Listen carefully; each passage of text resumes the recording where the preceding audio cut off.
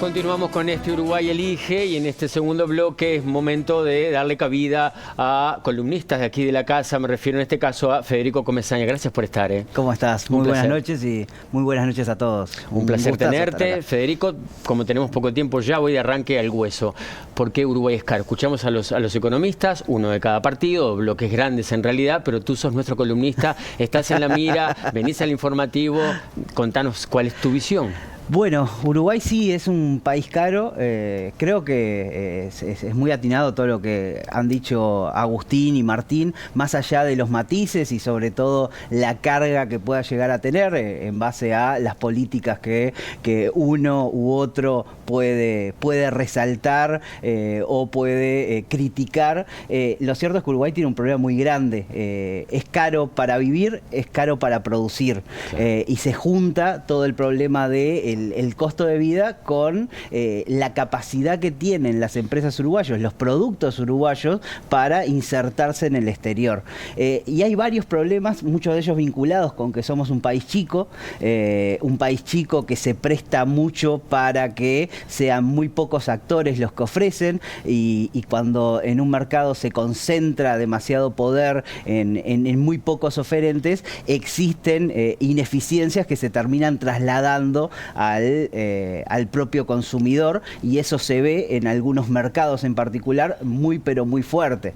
Es un país caro además, algunos apuntan porque hay algunos sectores en particular donde los sueldos son particularmente altos y esto tiene que ver mucho con los esquemas de negociación rígidas, con el poder acumulado, sobre todo en algunos monopolios, en algunos sindicatos, que tienen determinada fuerza o mayor fuerza que otros a la hora de negociar. Entonces eso también genera asimetrías dentro de los distintos mercados, sobre todo aquellos mercados que están muy enfocados hacia el Uruguay hacia adentro y no tanto compiten contra el exterior, donde es más difícil este tipo de prácticas. Tiene problemas muy grandes Uruguay para insertarse en el resto del mundo y entonces donde muchos logran competir con aranceles altos, con aranceles muy bajos, Uruguay tiene que pagar aranceles altos y eso también pesa en la capacidad que tienen los países para colocar sus mercaderías en el exterior. Entonces terminamos discutiendo muchas veces cuestiones de tipo de cambio, de si el dólar está más alto, tiene que estar más bajo y demás, porque hay un montón de ineficiencias y de problemas que tiene el sector productivo uruguayo para salir hacia afuera, que por ahí quizás pase más la cuestión estructural de la competitividad y nosotros terminamos muchas veces mirando la pizarra, esperando que el dólar nos beneficie para poder salir y compensar esas desventajas que ya tenemos. Federico, los dos entrevistados están de acuerdo en que hay atraso cambiario. ¿Vas por ese lado también? Bueno, no lo digo yo, lo dicen los números, como decía Valcorba, el propio Banco Central reconoce entre un 12 y un 16% de atraso cambiario, dependiendo de la metodología que se emplee. Algunos sectores productivos piden un dólar incluso por encima de ese valor. Creo que la discusión en todo caso termina siendo cuál es el rol del Estado ante esta situación que Uruguay enfrenta. Algunos hablan de la necesidad de intervenir. El Banco Central en esta administración dijo no vamos a intervenir, no es por acá, el remedio es peor que la enfermedad, intervenir en el mercado puede beneficiar un par de días, un mes, un dólar artificialmente más alto, pero a la larga terminamos pagando un costo fiscal por una medida que se termina diluyendo en el tiempo. Del otro lado tenemos quien dice no, hay que intervenir porque eso puede llegar a corregir sobre todo problemas vinculados con que Uruguay es un mercado muy chico, que con pocos dólares se termina moviendo el tipo de cambio y a veces se generan problemas que el Banco Central con una señal puede ayudar a corregirlo y evitar un mal mayor como puede ser el cierre de una empresa o la pérdida de puestos de trabajo. Federico, tengo que ir ya a la mesa con los invitados, pero quiero hacerte una pregunta. Algo estuvimos hablando en la previa. ¿Te parece que el análisis macro y de la macroeconomía es prácticamente muy similar entre estos dos bloques? Digo, uno ya gobernó 15 años, otro está gobernando en este periodo. Hablamos que algunos organismos internacionales no se preocupan mucho de las elecciones en Uruguay porque los matices que pueda haber a nivel de quién gane, pero la macroeconomía sigue su camino. ¿Estás en esa línea? Digo, porque también ya vamos a la mesa, le podemos preguntar a ellos que se diferencien de alguna forma. Sí, es cierto que, en los próximos tiempos, en los próximos meses, vamos a escuchar mucho. De un lado mostrar unas cifras, de otros lados vamos a mostrar otra. El gobierno saliendo a decir, o el oficialismo saliendo a decir y a mostrar sus logros vinculados con la inflación, el logro vinculado con esos 80.000, casi 100.000 puestos de trabajo creados durante este periodo. Del otro lado, desde la oposición, vamos a ver saliendo a echar en cara el aumento de la pobreza. 50.000 uruguayos que cayeron en la pobreza a lo largo de este periodo, a pesar del crecimiento de la economía. Entonces vamos a ver números de un lado, números del otro, pero si hay algo que tiene Uruguay como una ventaja, y es algo que Uruguay incluso lo capitaliza muy bien ante inversores internacionales que apuestan por Uruguay, una rareza dentro del país es que nadie que pone un peso en Uruguay está muy preocupado por lo que pase ahora nomás en junio o lo que pase en octubre. Claro. Y eso es porque entienden que gane quien gane, los grandes lineamientos de la conducción macroeconómica no están en juego. No estuvieron en juego en las últimas elecciones, no lo están en juego ahora. Porque a veces escuchamos algunas cosas destempladas, como que, bueno, si gana, por ejemplo, el Frente Amplio, puede venirse, pero en realidad acá estuvo 15 años, fue una especie de socialdemocracia, no hubo gran afectación a los grandes capitales, ni a productores, en fin, no hubo grandes cambios. Y tampoco ganó la coalición. Exacto. Y la coalición tampoco hizo una política económica reformista desde el punto de hacer borrón y cuenta nueva. Nadie vino a reinventar nada. Bien. Cada uno viene con su impronta, bien, con sus matices, con sus prioridades, y cada uno tiene un perfil muy marcado, sí, pero sin embargo la base, sobre todo de prolijidad macroeconómica, de no jugar demasiado con algunas cosas que mejor no tocar, el hacer reformas de manera muy progresiva y marginal, eso ya es una impronta del Uruguay que el resto del mundo lo reconoce y muchos, y sobre todo en la región, lo envidian. Venimos contigo en un ratito nomás, vamos a volver entonces a la mesa, ahí con Deli y los invitados, para saber un poco, bueno, de otros temas y en realidad para ver en qué se diferencian estas dos propuestas de cara a junio y después a octubre. Muy bien, gracias a Roberto, gracias a Fede. Planteamos la consigna aquí en la mesa. Entonces, ¿en qué se diferencian las dos posturas? Pero antes que nada, Valcorba, antes de responder esa pregunta, ¿este gobierno, en estos 4 años y medio, para usted, ha tenido algún logro en la macroeconomía? ¿Tiene algo como que se destaque? En la macroeconomía, yo podría hacer una evaluación más general Pero que usted diga, por ejemplo, bueno, este gobierno acertó en esto. Sí, sí. Yo no tengo, a diferencia del gobierno que le cuesta reconocer errores o cuesta reconocer virtudes del gobierno anterior, de los gobiernos Frente Amplio, yo no tengo ningún problema en reconocer que han habido avances en un conjunto de aspectos.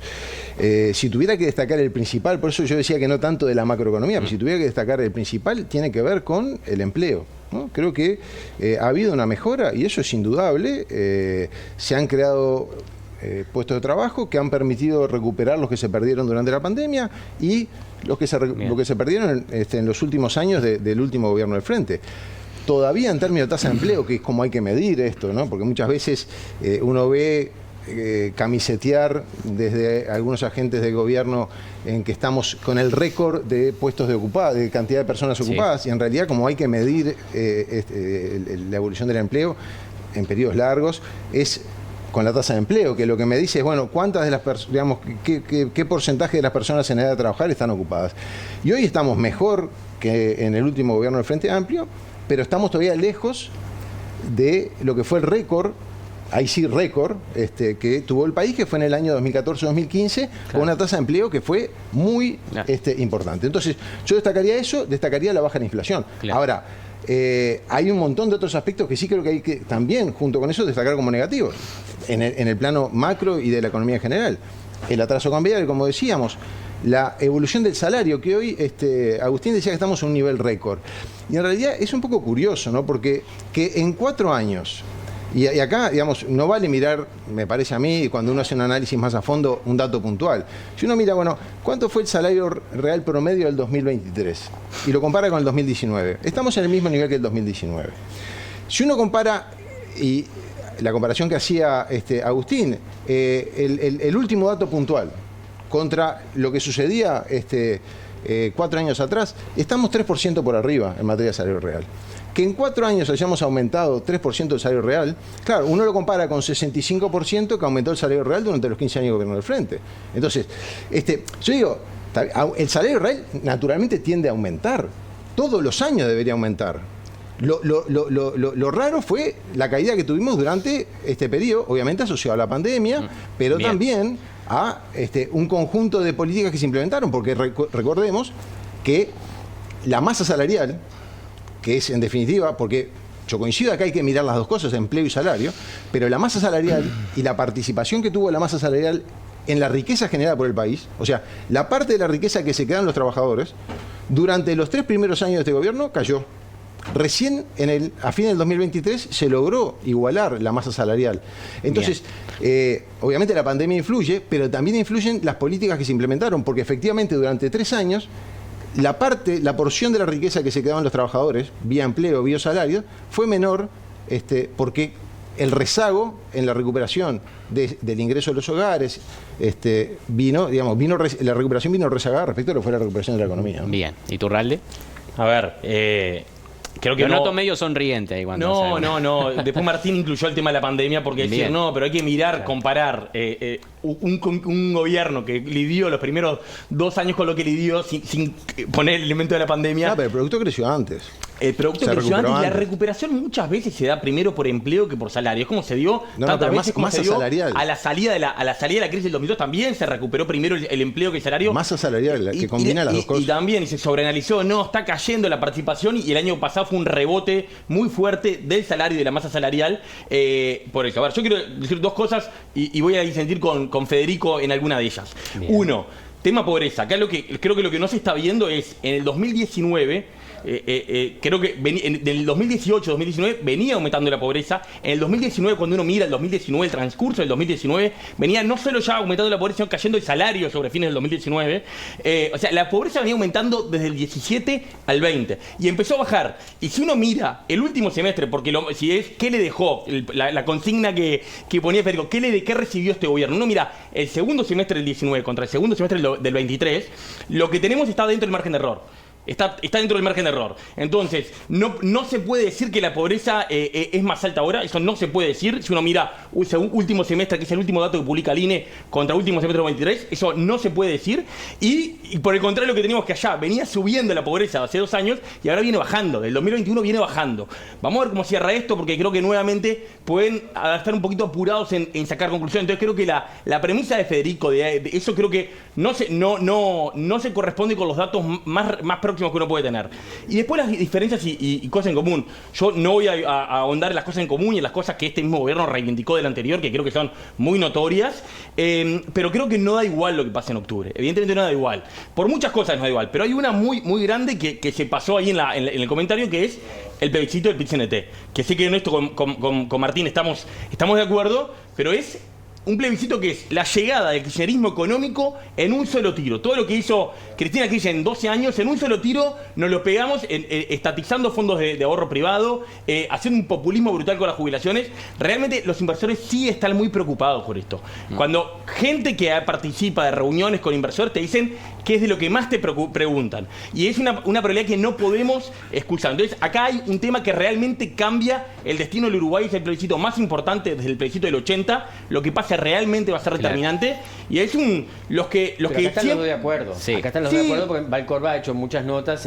La última me acuerdo en Yo Radio insisto, Sarandí, no es para que también estar- dijo no estaba de acuerdo con este No, plebiscito. yo lo sé y por eso empecé por ahí. Digamos, no solo Valcorba, ¿no? Sí, O sea, dentro del Frente por Amplio, supuesto, hay muchos. hasta el propio Yamandu Gorcia se ha Exacto, manifestado. Yamandu Gorcia también. Claro, No, pero no el Frente Amplio Valcorba, como partido. Valcorba, pero por Sí, ejemplo, no, pero- en un eventual gobierno del Frente Amplio, si este plebiscito prospera, ¿cómo llevan adelante las cuentas de la manera que puede llegar a impactar?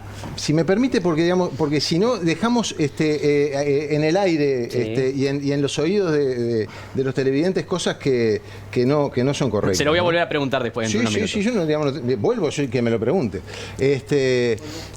A mí me da un poco de gracia porque Agustín dice, en realidad el aumento de la pobreza, la situación de la pobreza ahora, comparado con 2019, no podemos decir que aumentó porque estadísticamente no es significativo.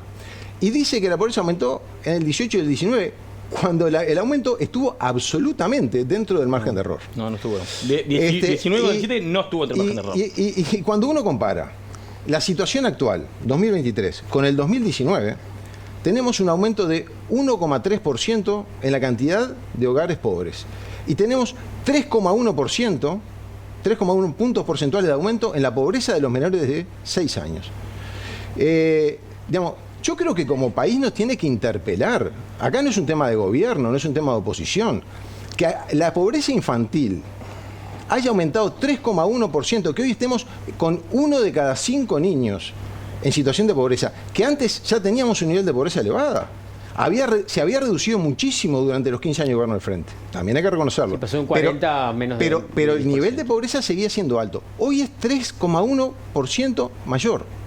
Entonces, realmente, poner eso como un dato positivo y un resultado positivo del gobierno, me parece que es No lo hice. lo peor. O sea, destacar como una evolución positiva que ha tenido Que la yo no lo pobreza hice. en este periodo de gobierno, al contrario, creo que es de los elementos más complicados. Y ahí uno debería preguntarse, ¿no? Tenemos récord de empleo, récord de salario, y sin embargo, aumenta la pobreza. Entonces, ¿cómo cierra todo eso?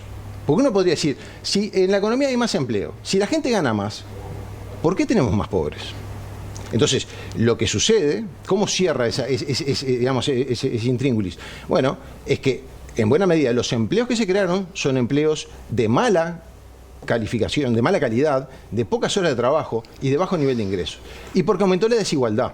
Entonces, cuando uno mira el promedio, bueno, en el promedio estamos bien, pero a producto de un aumento de la desigualdad, eso nos genera que, a pesar de que haya aumentado el empleo, a pesar de que ahora estemos con un nivel salarial mayor, a los efectos de comparar la pobreza, tendríamos que ganar el promedio del 2023, estamos igual que en el 2019.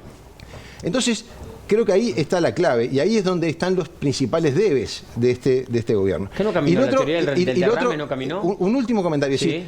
Me parece que el gobierno cometió un error en el pasado cuando empezó a mostrar datos de pobreza en periodos muy cortitos porque le daban buenos resultados.